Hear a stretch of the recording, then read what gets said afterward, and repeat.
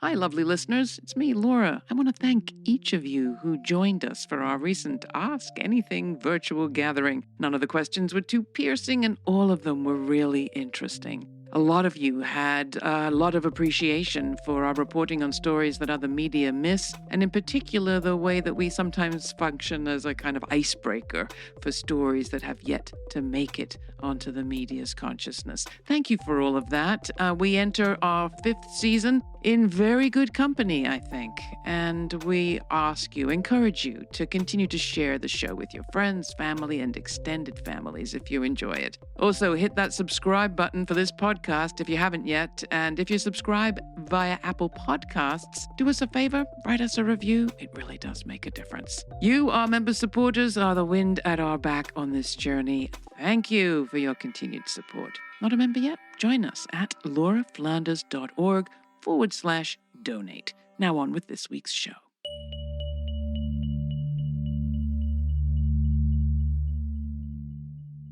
What's so funny about peace, love, and understanding? To answer rocker Elvis Costello's well-known question, there is nothing funny about those basic tenets of Christian belief. But mix religion up with a macho, messianic form of white nationalism, and you get a very toxic brew, one that's dangerous not only to the very idea of secular democracy, but also to Christianity itself. History has seen crusades before, but today's Christian nationalism is posing a real and immediate threat. In God and Country, their new documentary based on the book The Power Worshippers by Katherine Stewart, director Dan Partland and producer Rob Reiner look at the phenomenon of Christian nationalism with insights from scholars and activists as well as Christian leaders like Reverend William Barber of the Poor People's Campaign. Rob Reiner first came to fame as an Emmy Award-winning actor in the landmark TV series All in the Family. He went on to become an acclaimed director of some of the most popular motion pictures in American history, including When Harry Met Sally and The Princess Bride. He's also a dedicated political activist, as you'll hear. Dan Partland is a longtime documentary producer and director for film and television,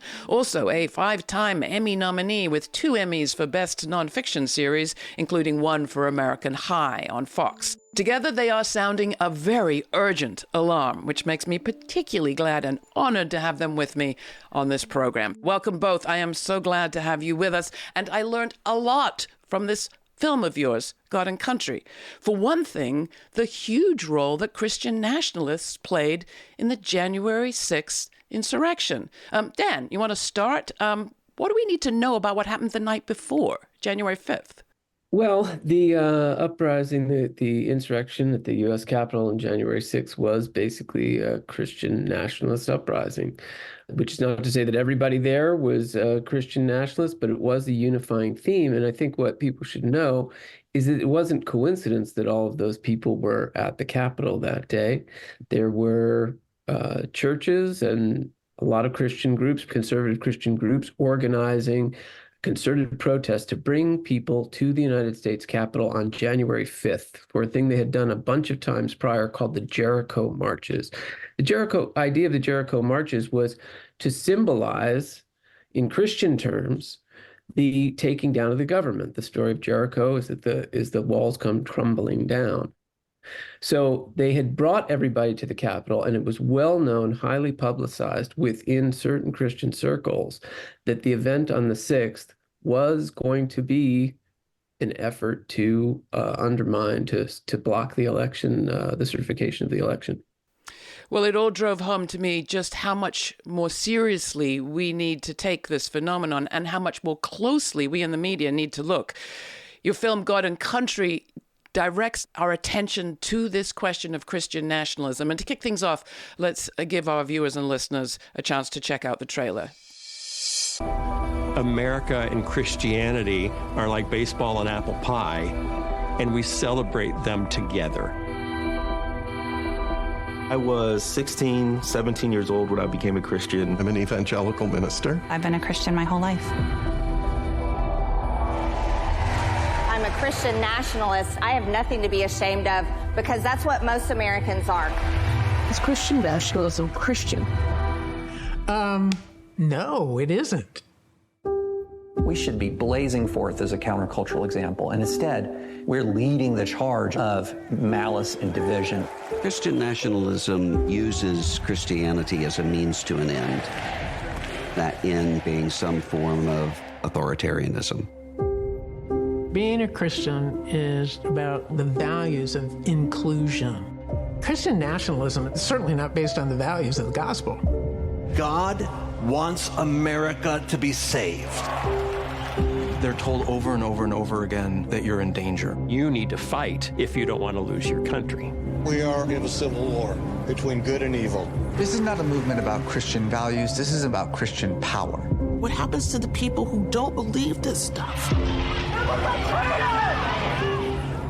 We are on the precipice. God is on our side. We're taking our nation back. The thing that keeps me up at night is that we lose democracy. Does that seem possible? Yes.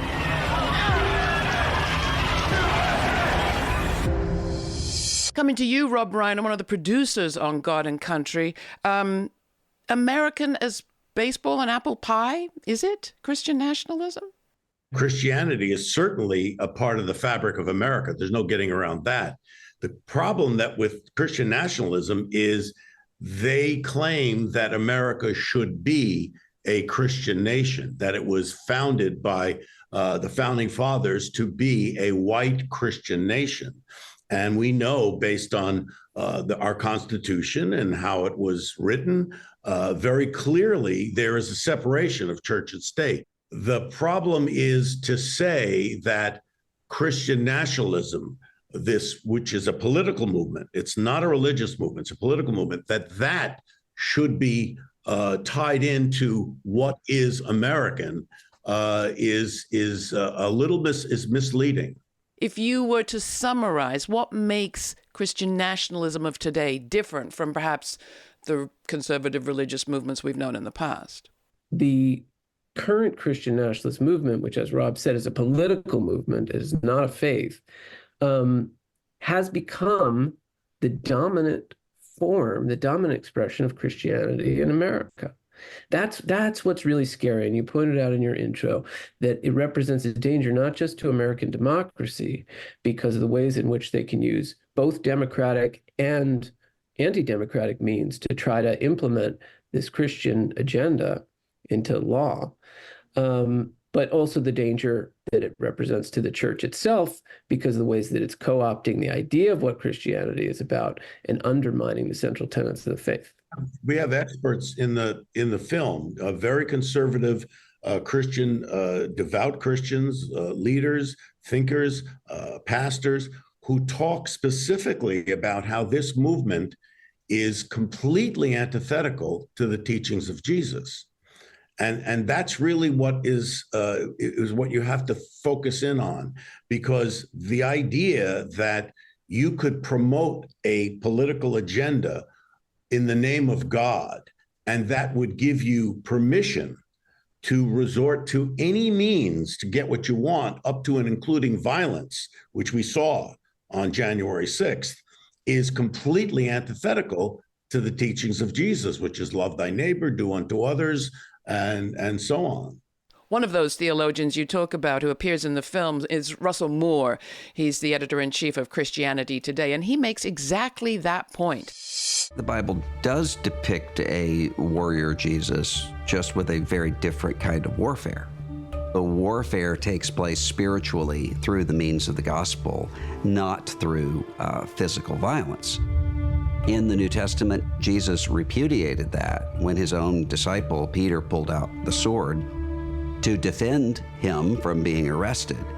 And Jesus said, put away your sword. Those who live by the sword will perish by the sword.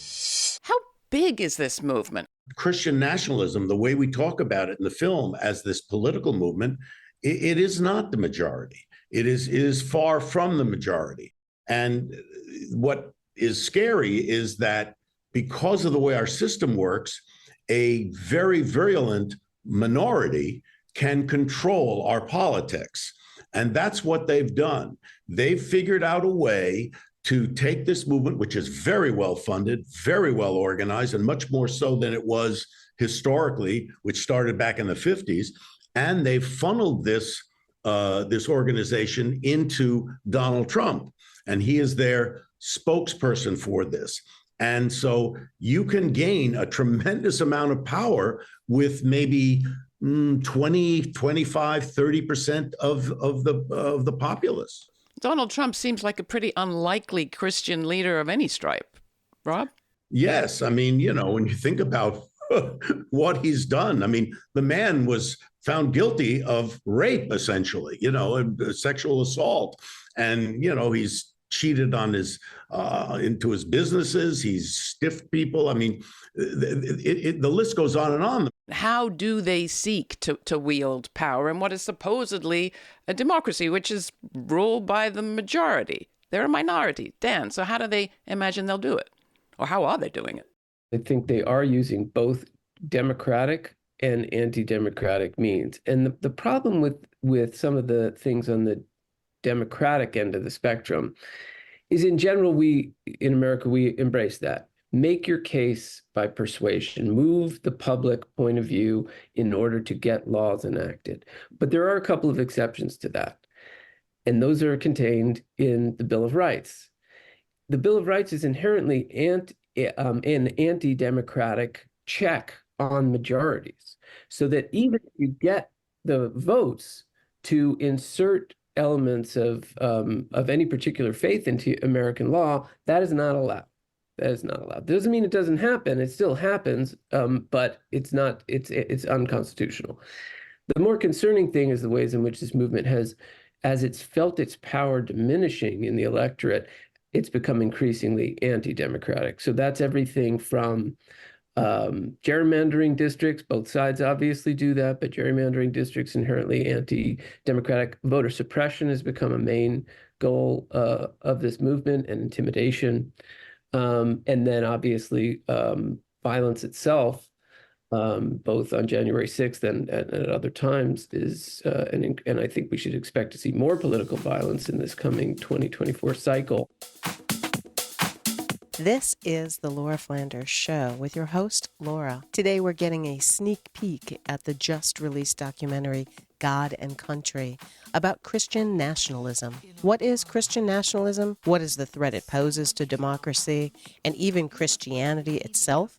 Those are the questions producer Rob Reiner and director Dan Partland explore in this film, which is based on the book, The Power Worshippers, Inside the Dangerous Rise of Religious Nationalism, by Katherine Stewart. Next, we'll hear from evangelical pastor Rob Schneck, a former pro-life leader, who speaks in the film about ginning up fear to raise money. Also coming up, Laura shares some closing thoughts on outsourcing politics to others and the price we pay for privatizing the process. If you'd like to watch the clips we're playing from God and Country and see Laura and her guests in action, you can by going to our YouTube page. The Laura Flanders Show also airs on public TV as well as on community radio, in addition to as a podcast. All the details are at lauraflanders.org. That's also where you can subscribe to our newsletter to receive information on all of our web exclusives, including the full uncut conversation from today's show, which includes much more about how Laura and her guests imagine undoing the damage done to our democracy, and what Reiner thinks of the TV series Succession and Billions. Again, all the information is at lauraflanders.org. Our discussion continues, but first here's Promised Land, a rework by Barbara Tucker and the B Crew, courtesy of B-Star Music Group. Sister,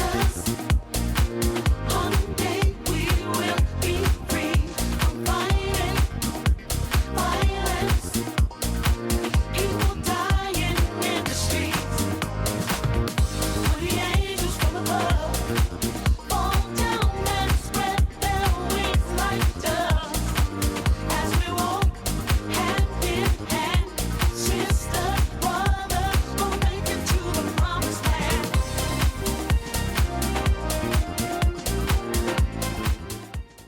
There's violence and intimidation, and then there's fear and anger. And you have another very powerful participant in your documentary, God and Country, and that's Rob Schenck. People may remember that name, evangelical pastor, used to be a leader in the Right to Life movement. I remember him from the days of Operation Rescue. He is singing a slightly different song, but he tells the story of how the tactics worked. Evangelical enterprises raise billions of dollars. We're not talking about millions or even hundreds of millions anymore, but billions of dollars in mostly $10 to $25 contributions. Well, the way you get those contributions is by ginning up fear and anger. When I was an activist on the religious right, I would meet with fundraisers. I would hear from them, "You've got to give me plenty of fear and anger. I need to make your people as mad as hell and frightened to go to sleep at night, because when they're that afraid, they're going to send you a lot of money." So ginning up fear and anger to make money. It all sounds incredibly hypocritical and cynical. Is it, Rob? Well, yeah, obviously it is, but they know it works. Yeah. And that's the problem. I mean, you can gin up fear and anger, and it can be directed in any particular direction. And if you are feeling disenfranchised, you're feeling like you've been left behind, if you're feeling fear that the other are starting to take over the country, and that you might at some point become a minority yourself, and that you believe that this should be a white Christian nation, that could engender a lot of fear and anger. And so they can then use that fear and anger not only to raise money, but to move this political movement along. What you've just described is mirrored in a sense by maybe some of the rest of us not finding a way to explain to people why they feel things have been taken from them or are being taken from them that isn't about the other, that instead perhaps tells the story of corporate extraction, government capture, taking from the poor to the rich and solidifying that power of money in this country that leaves a lot of people feeling shut out. Dan, as you think about the work you hope this film will do, who's your target audience and who are you trying to reach? There's a lot of people, American Christians, who are starting to really be ill at ease with the overall direction of their political leanings, of their church, of this movement in general, and they've been swept up in it. So we're definitely interested in reaching those people because I think those people are reachable. We want religious groups, church groups, to take a look at it and share it with their flock and say, talk to each other. What do you think about Christianity? How do you feel about it? How do you feel its movement? Is it representing true Christianity? We want that discussion to hopefully proliferate. I think also we're seeing around the world the rise of autocracy and theocracy, and it's a clarion call to say this can happen here. So we want people beyond, the people who are questioning what direction their faith is being taken, but just generally the idea that America is the beacon of democracy for the rest of the world. And if that democracy crumbles, then it portends a danger throughout the world. So we want everybody to understand that a small group of people can turn a democracy inside out and destroy it. The best comment that I've gotten so far, I did a faith-based podcast a week or two ago, led by a pastor who was shocked by a lot that he had seen. He certainly knew it because he was experiencing it in his own life. But his thought was that it showed up so much more clearly in the film than the way he experienced it in his own life. And he said, sometimes it takes an outsider an outsider's perspective to show us who we really are. And I thought that was chilling. It was something that I'm very worried about because you never want to be an outsider. You want to get deep into a subject so that you're telling it in a way that makes sense to the people who it is most central to. So you're hoping people will watch the film and not be distracted by the fact that you have a lefty activist Jewish filmmaker, Rob Reiner, as producer. Is that basically what I'm hearing, Dan? Yeah, pay no attention to the man behind the curtain. No, I think, look, we come together in this country as Americans. And so to some extent, I think the idea that there's any less credibility or any importance that we're going to look at what the faith profile is of the filmmakers to decide if we want to see it or decide if it's important or it's somehow tainted. The film is the film. People should see it and look at the group of people, of dedicated, good citizens who came together in good faith to talk about this urgent problem. And that's what the film is about. There is something about evangelicalism that I respect, which is that within certain boundaries, they do believe that people can be changed, saved, rescued, converted, that we're mutable in our beliefs, as our democracy system is also mutable, for good and for less good. Rob, you've gone on a journey yourself, you've talked about in the context of this film. Even though I am Jewish, I was not raised that way. But in a time in my life when I was going through the worst period of soul searching, I read everything. I read Buddhism and books about Christianity and Hinduism. I read everything, and what I came around thinking is if you look at the core teachings of Jesus, that makes the most sense and made the most sense to me. The idea of do unto others. And there's a reason why it's called the golden rule, because if you can live by that, everything else falls into place. You don't need the 10 Commandments. You don't need a lot if you just live by that rule. And then I look at this film and I look at what's happened in this country, and it seems like we've come so far from those teachings, which Reverend Barber, who you mentioned at the beginning, brings us all back to at the end of the film. Christianity at its best is committed to love and truth and justice. If we do this right, what a country we will be.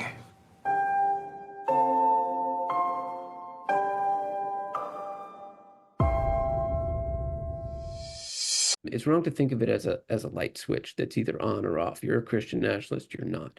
The way most of the scholarship views this is really as a spectrum. It's a continuum.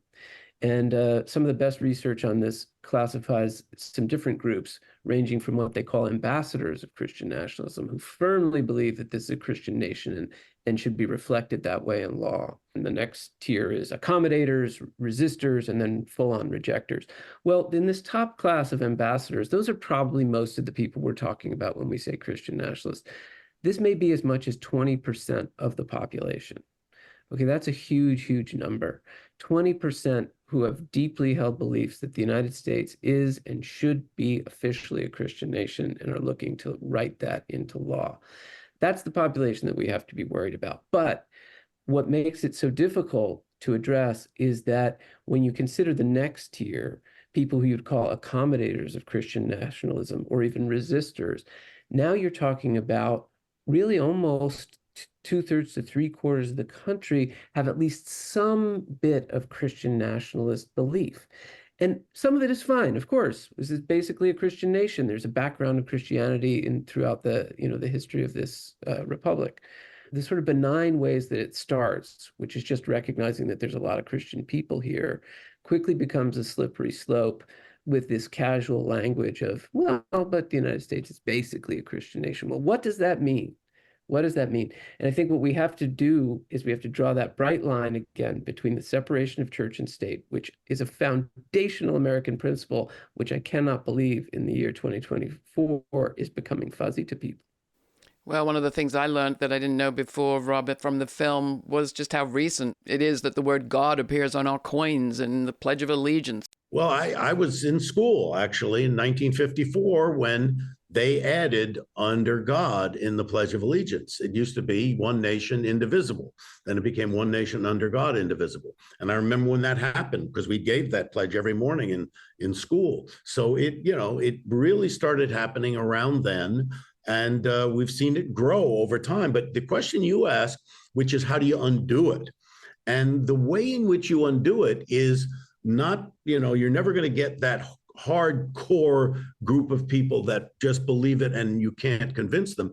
It's those other layers that Dan talked about. If you can get to those people to make them understand that this is destroying their faith in a way, it's undermining their faith, that's the way in which I think you can undo it. And then there's all kinds of pie in the sky kind of things, like getting rid of the Electoral College and things like that, which would actually make it more democratic and majority rule, because we are not really majority rule in the country. There are a lot of safeguards for the minority to make sure that they're not, run roughshod over, by the majority. But when that minority gets too much power, then they're running roughshod over the vast majority. Mm-hmm. And so that's what you have to wrestle with. And that's it's in our civics classes, and people have to understand how it works. You hear this every 4 years, that this is the greatest and most important election in our lifetime. This one actually is. I mean, democracy is on the ballot. And Joe Biden has made that case. And we have a choice here. And it's a very stark choice. We can either choose to continue this wonderful experiment or take a big step towards destroying it. And so, to me, 2024 is the key. And I believe that Americans at the end of the day are going to choose democracy over autocracy. I have to believe that. Thank you so much. I appreciate you both. Rob Reiner, Dan Partland, the film God and Country. Thanks for joining me. Thanks for having us. Thank you.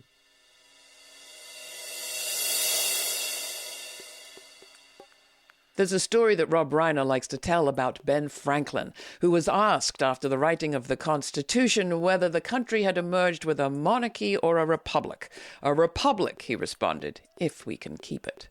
As Reiner and Dan Partland's film reveals, keeping it is going to take some work.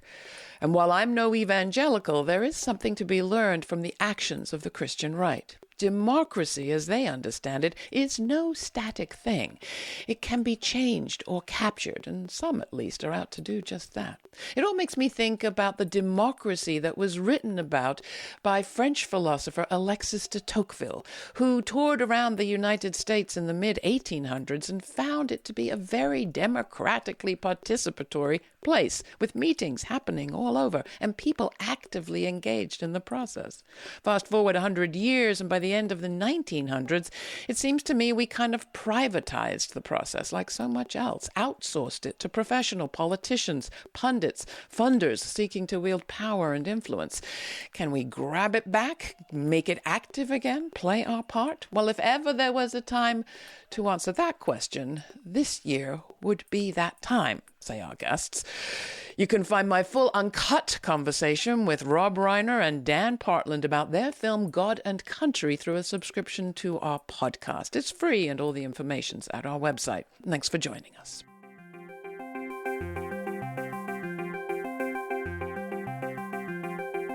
For more information, check out our show notes posted at patreon.com/TheLF Show.